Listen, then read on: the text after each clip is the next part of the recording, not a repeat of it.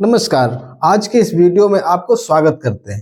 दोस्तों, आज हम इस वीडियो में बात करने वाले हैं बिजनेसमैन के लिए, छोटे बिजनेसमैन, स्मॉल तरीके का बिजनेस करने वाले, यानी कि छोटा बिजनेस को ऊंची उपलब्धि पे कैसे ले जाया जा सकता है। एक छोटे बिजनेसमैन से बड़ा बिजनेसमैन कैसे बना जा सकता है। छोटी पूंजी से बिजनेस को स्टार्ट करके एक बड़ी पूंजी का व्यापारी कैसे बन जाते हैं। आपने देखा होगा, आपके शहर में, आपके गांव में, आपके गली में, आपके मोहल्ले में बहुत से ऐसे बिजनेसमैन बने होंगे, एक सक्सेस बिजनेसमैन बन गए, जो कि एक छोटा सा बिजनेस शुरू किए थे, छोटा सा स्टॉल शुरू किए थे, कहीं रेड़ी लगाना शुरू किए थे, कहीं चाय बनाना शुरू किए थे, कहीं पर फुटपाथ पे कपड़े बेचना शुरू किए थे, लेकिन आज उनके पास शोरूम है। आज वो एक सक्सेस मैन बिजनेसमैन कहे जाते हैं, एक पूंजीपति बिजनेसमैन कहे जाते हैं। आज उनके पास बड़े बड़े शॉप हैं, बड़े बड़े शोरूम उनके पास हैं, यानी कि बहुत से लोग वर्कर रख के काम कराते हैं। तो कैसे बन जाते हैं ये लोग? दोस्तों, आप भी ये सोच रहे होंगे, आपके पास भी अगर छोटा मोटा कोई बिजनेस है तो आप सोच रहे होंगे कि मैं तो 5 साल हो गया, 10 साल हो गया, 20 साल हो गया, जैसे था वैसे ही है, ना ही कोई बढ़ोतरी हुई, तो ये लोग कैसे बढ़ जाते हैं। दोस्त, आज मैं पूरी सिस्टम आपको इस वीडियो के माध्यम से बताने वाले हैं। सिर्फ जरूरत इस बात की है कि आप किस नजरिए से इस वीडियो को देखते हो। बात समझ में आएगी जब नजरिया आपका अच्छा होगा। अगर नजरिया आज देखने का अच्छा नहीं होगा तो बात समझ में नहीं आएगी, क्योंकि मैं बिल्कुल सिंपल सादे तरीके से आज आपको मैं बताने वाला हूं, सिखाने वाला हूं, समझाने वाला हूं कि किस तरीके से एक छोटा व्यापारी बड़ा व्यापारी बन सकता है। मान लो कि आपके पास, मान लो कि आप कोई रेड़ी लगाते हो, ठीक है। इस रेड़ी पर बहुत से काम किए जा सकते हैं। रेड़ी पर चाय बेचा जा सकता है, रेड़ी पर फल बेचा जा सकता है, रेड़ी पर सब्जी बेची जा सकती है, रेड़ी पर कपड़े बेचे जा सकते हैं, रेड़ी पर बर्तन बेचे जा सकते हैं, यानी कि रेड़ी पर बहुत कुछ बेचा जा सकता है। लेकिन इस बिजनेस को बड़ा कैसे किया जा सकता है? मान लो कि आपके पास कोई किराना की दुकान है, ठीक। जैसे लोग कहते हैं, आपने बहुत वीडियो में देखा होगा कि वो लोग कहते हैं किराना का बिजनेस नहीं कीजिएगा, क्योंकि किराने के बिजनेस में कोई इनकम नहीं होता है। दोस्तों, आप ये सोचो, अगर किराने के बिजनेस में इनकम नहीं होता है तो जो बड़े बड़े किराना की शॉप खोल करके बैठे हुए सेठ कहलाते हैं, का वो जन्मजात अमीर नहीं, वो भी छोटे से बिजनेस से स्टार्ट किए हैं। आज मैं पूरा राज आपको समझाऊंगा, पूरा राज खोल करके रख दूंगा कि किस तरीके से एक छोटा बिजनेसमैन बड़ा बिजनेसमैन बन पाता है। इसके कुछ टिप्स हैं, कुछ सिस्टम हैं, कुछ तरीकों को पालन करना होता है। जो व्यक्ति इन तरीकों को पालन करता है वो सक्सेस हो जाता है। जो तरीकों को पालन नहीं करता है वो कभी सक्सेस नहीं होता है। तरीका क्या है? तरीका नंबर 1, आप ध्यान से देखिएगा, ठीक। पहले आप पूरे वीडियो को देख लीजिएगा, उसके बाद फिर आप बताइएगा कि नहीं, वास्तव में मैंने जो आपको बताया सही बताया क्या नहीं बताया। पूरा वीडियो देखने के बाद आप कमेंट जरूर कीजिएगा कि हमारी जो बात बताई हुई ये सही है, गलत है, आप बिजनेस करते हो या नहीं करते हो, लेकिन हम जो इस वीडियो में बताए ये सही है कि गलत है, ये इस चीज को आप जरूर बताइएगा, कमेंट जरूर कीजिएगा, जिससे कि मुझे पता चलता है कि नहीं, हम जो बताना चाहते हैं वो आप लोग समझ पाए कि नहीं समझ पाए। नहीं समझ पाए तो फिर दूसरा वीडियो बना करके आपको उस तरीके से बताने की कोशिश करेंगे जिस तरीके से आप समझ पाए। और वीडियो अच्छा लगे तो एक लाइक जरूर कर दीजिएगा, क्योंकि ये 2 काम करने से आपका कोई नुकसान नहीं होता है। तो आइए मैं शुरू करता हूं। नंबर 1 सिस्टम क्या हो, देखो वो क्या तरीका है जिस तरीके से छोटे दुकानदार छोटे और छोटे दुकानदार बड़े हो जाते हैं। पहला नंबर 1 तरीका ये है कि कंसिस्टेंसी, ठीक। इसका मतलब क्या होता है? कंसिस्टेंसी का मतलब क्या होता है?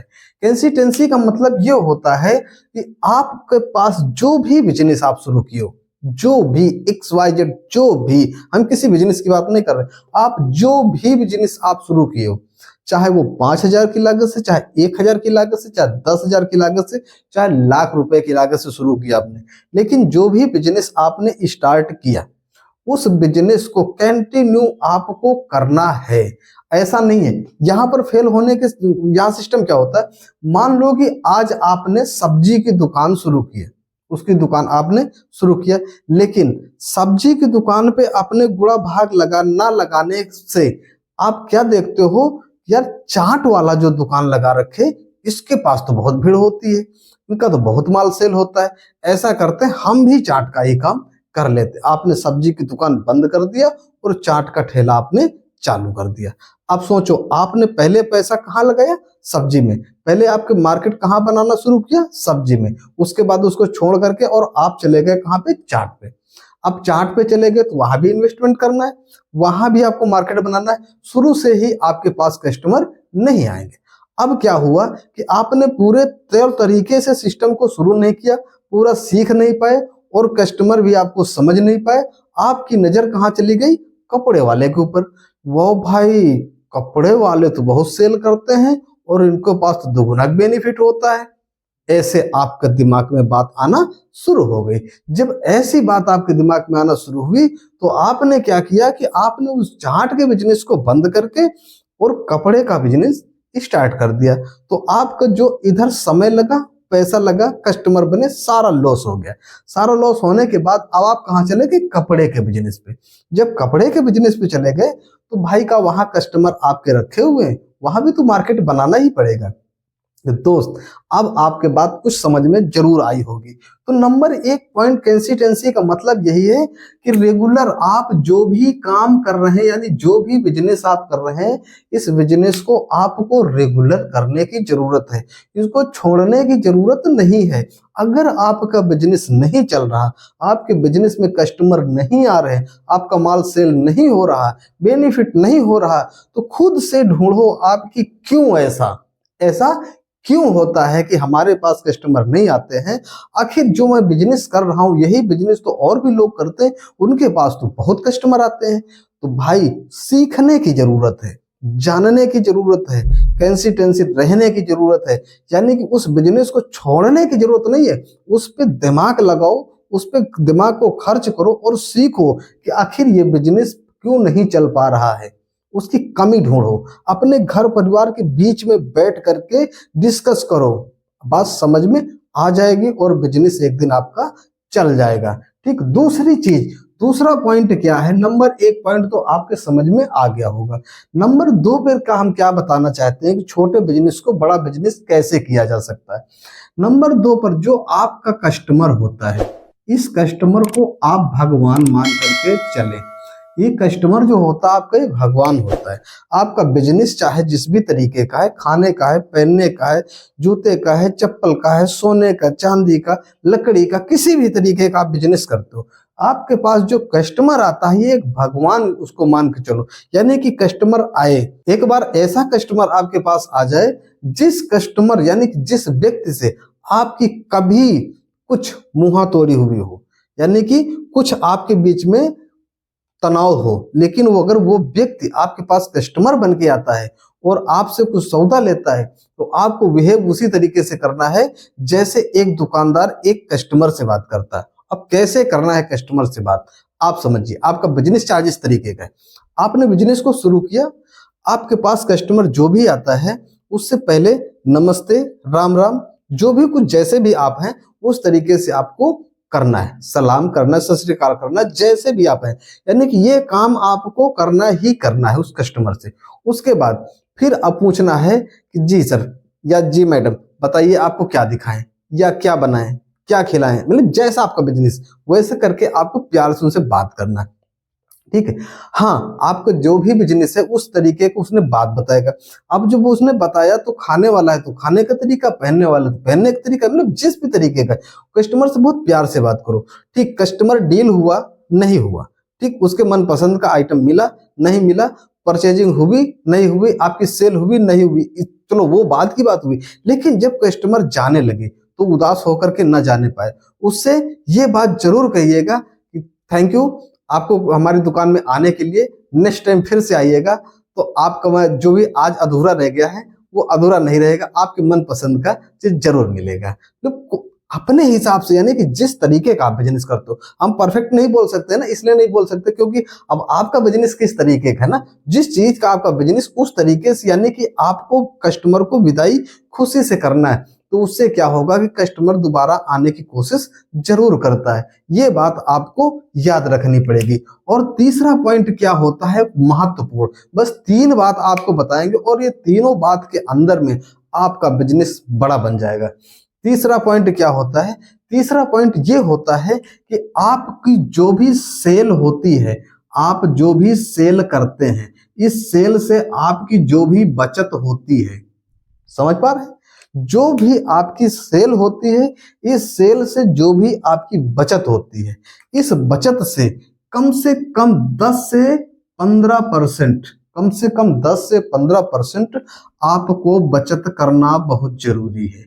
यानी सेविंग करना है आपको। कहाँ सेविंग करना है? अपने बचत के लिए सेविंग करना। और इस बचत को सेविंग करके ले कहाँ जाना है, यानी कि जो सेल होती है, उस सेल से जो बचत होती है, उस बचत से 10 से 15% का आपको बचत जरूर करना, सेविंग करना है। और इस पैसे को आपके पास जब कुछ अमाउंट, यानी 1 महीने में, चाहे 2 महीने में, चाहे 6 महीने, एक रेशियो बनाओ कि इतने दिन का जो बचत होता है, उस बचत को अपने बिजनेस में डेवलप करना है। उसके अलावा जो आपकी बचत होती है, उस पैसे से आपको अपना खर्च चलाना है। यानी कि जब हर दिन आप 10 से 15% अपने सेल की बचत से आप बचत करना शुरू करते हो, तो आपका बिजनेस आज 5,000 से शुरू हुआ है, तो वो 6,000 होगा, 7,000 होगा, 8,000 होगा, 10,000 होगा, 50,000 होगा, लाखों में चला जाएगा। इस तरीके से आपका बिजनेस ये बढ़ता हुआ चला जाएगा। तो मैं उम्मीद करता हूं कि आपको बात समझ में जरूर आई होगी। पहला चीज कंसिस्टेंसी से आपको बिजनेस करना है, बिजनेस को छोड़ना नहीं है, ओपन समय से करना है दुकान को और समय से बिजनेस करना है। दूसरा चीज, कस्टमर को कभी भी निराशा ना महसूस हो पाए, चाहे उसकी परचेजिंग हुई चाहे नहीं, उसके मन मुताबिक माल मिला चाहे ना मिला, लेकिन जाते समय उसको खुश करके आप भेजो, पानी पिलाओ, कैसे भी करके खुश करके भेजो। और तीसरी चीज, जो सेल होती है, वो सेल की जो बचत होती, बचत से 10 से 15% की सेविंग करके अपने बिजनेस को बढ़ाने का काम जरूर करो। इस तरीके से यदि अगर आप काम करोगे तो आपका बिजनेस एक दिन ऊंची उपलब्धि पर पहुंच जाएगा। और आज के समय में जितने छोटे व्यापारी से बड़े व्यापारी बने, इनका राज यही है, बस और कुछ नहीं है। कहीं से वो इधर उधर से नहीं लेकर आए, बस सिर्फ कंसिस्टेंसी से काम किए हैं, ईमानदारी से काम किए हैं, अच्छा काम किए हैं, ओरिजिनल माल रखे हैं और अपने बचत से बचत बना के बिजनेस को आगे बढ़ाए हैं। तो अब मैं आपसे कहना चाहता हूं कि यदि अगर इस बात से आप संतुष्ट हुए हैं, तब भी आप कमेंट करके बताइएगा। अगर संतुष्ट नहीं हुए तब भी आप कमेंट जरूर कीजिएगा, क्योंकि मुझे पता चले कि हम आपको कुछ अब इस वीडियो के माध्यम से दे पाए कि नहीं दे पाए। क्योंकि मेरी एक कोशिश होती है कि जो मैं वीडियो बनाता हूं, इस वीडियो से आपको कुछ ना कुछ मोटिवेशन और सीखने को जरूर मिले। तो वीडियो को लाइक कर दीजिएगा।